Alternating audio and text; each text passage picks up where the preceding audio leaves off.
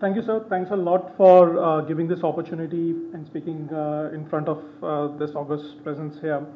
First of all, sir, I would actually like to compliment you on the kind of work that you have showcased here right now in case of Shimla as a city and the Sevottam approach that you have said. And as Dr. Bajaj was saying, that ICT and capacity building and change management actually need to go hand in hand. We are at such a situation right now where we cannot shirk away from ICT. It is the way to go forward. It is the way that things will go ahead and change.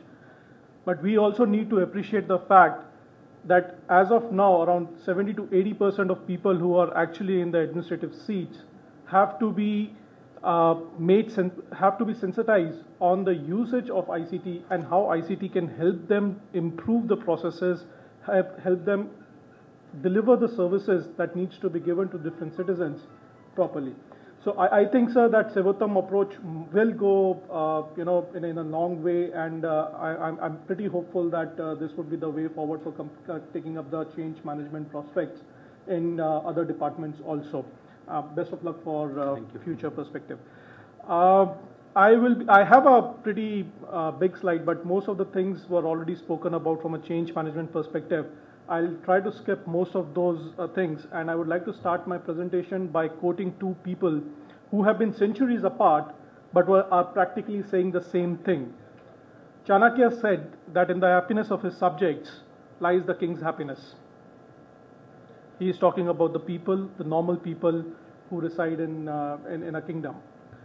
Centuries later, the same words were uttered in a total different context by the father of the nation, Mahatma Gandhi, who said that after attaining Swaraj, we need to aim for Suraj, which is good governance.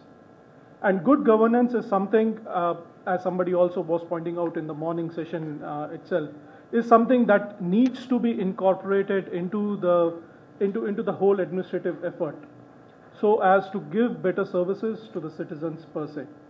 And the most important thing of getting into this particular good governance is the change management and the capacity building that is required on this thing. So what is this particular need of capacity building? We have a lot of projects, ICT projects, which go on. They are launched with a lot of fanfare per se, but then they die their death. They die their slow deaths per se. Not most of them don't even see the light of the day and are not there per se.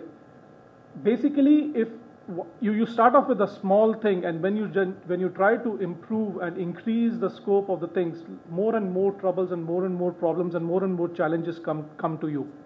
And that is where the change management and the challenges that are required for that particular management to be met increases with the increase of the citizen services and the penetration of these particular citizen services as we go ahead. So, for example, and again going back to the Shimla model, if we have started this particular good thing in Shimla right now, going forward and taking the whole state of Himachal Pradesh would be a bigger challenge to take care of. We have made a good start of this particular thing, and change management will become an important aspect there if we go for the complete state and try to improve the kind of services that the citizens of complete state of Himachal Pradesh needs to be taken care of.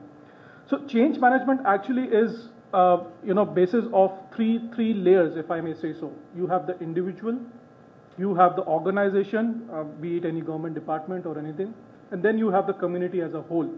As you increase the scope of this particular change management, the challenges increase and they become more and more complicated.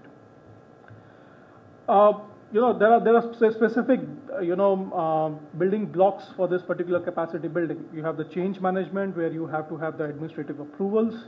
You have to focus on communication with the administration through different kinds of workshops, sensitizing them about what exactly is going to happen, how the processes are going to there. You need to have the financial management perspective brought into the picture, where you can have the financial viability also of this particular thing. You can have n number of budgets and n number of amount that can go into this particular whole exercise. But until unless that particular money is utilized to the point and effectively, it all goes down the drain, and it's finally our money which we are giving to the government. Program management, where we have to have a project-oriented approach. as to what exactly are the timelines, what are the milestones that we need to take, what is the roles and responsibilities of different people, what is the accountability of these particular people, and how we need to take them forward. And finally, the technology, which is just one another block of this whole capacity building, as to what exactly are those particular technological components that we are going to use, whether they are interoperable, whether they can talk to different kinds of other systems that are already there. Are they standard based? Is it proprietary, non-proprietary? Is it scalable? If I do it in one particular department, will it be scalable to n number of departments?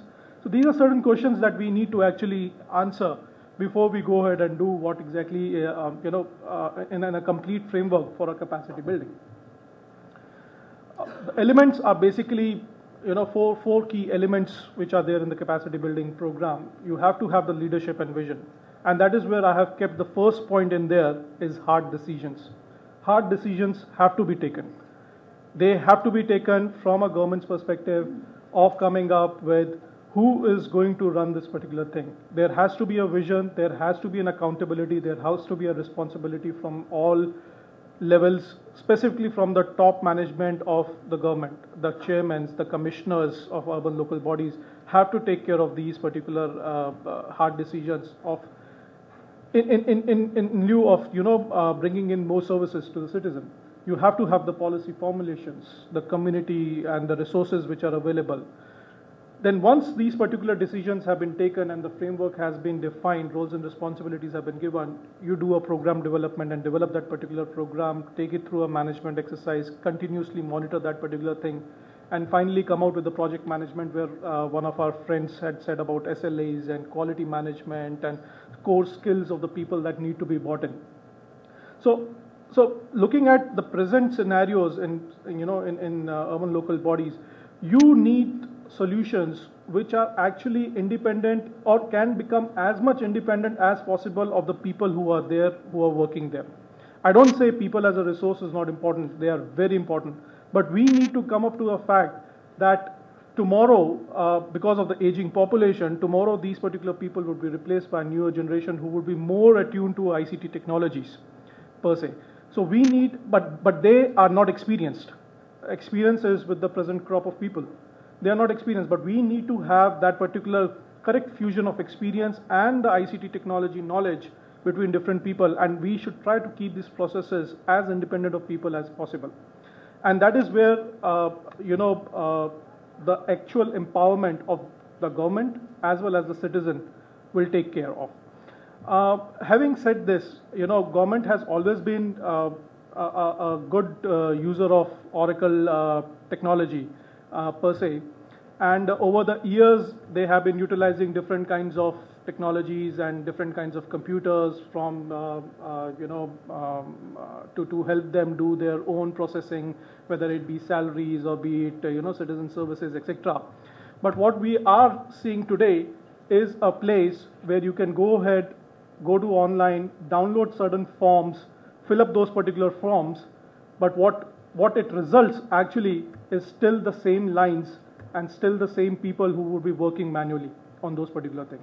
There is the stage that we are here in India is that we have all these beautiful forms, etc. on the website. People download them, but to submit those particular forms, I still need to go and get into those particular lines.